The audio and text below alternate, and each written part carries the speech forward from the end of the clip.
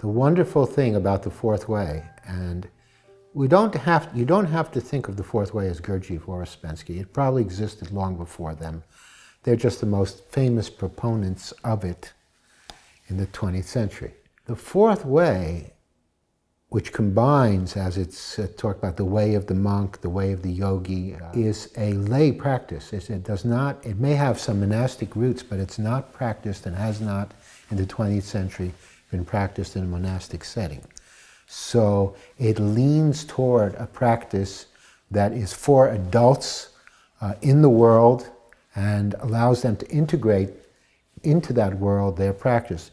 That beauty of not denying yourself, the ordinary beauty of life, but rather using that as part of your practice. In Buddhism, we call that tantra, tantric practice, as opposed to monastic practice. If you studied in a monastery, a good monastery, you'd be watched all the time. You wouldn't have to observe yourself. You'd be under observation, you know? And that has a certain effect. Gurdjieff's practice, the fourth way, provides excellent methods for doing that outside the monastery, and we need them. Now, we've refined them, and we will continue to, but we're refining the whole thing, because now is now, and then was then, you know? Gurdjieff was born in the 1880s or something like that, and that makes him a modern guy as compared to Dogen Zenji, you know, 12th century. He's a lot more modern.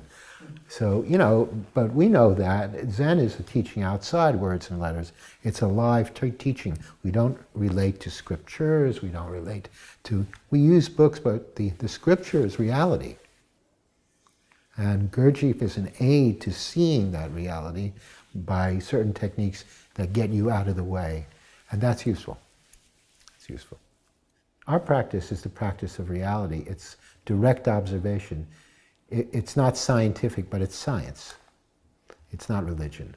And Gurdjieff really knew that. And yet he was very spiritual and even religious, but he understood it differently, what he was doing.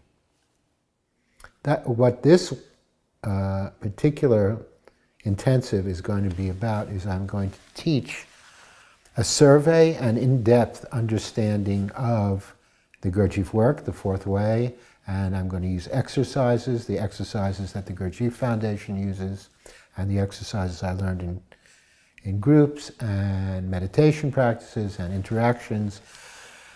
And for a day and a half, we'll just go really deeply into that teaching, but I will always keep an eye as I'm doing it on how you can integrate that into our practice.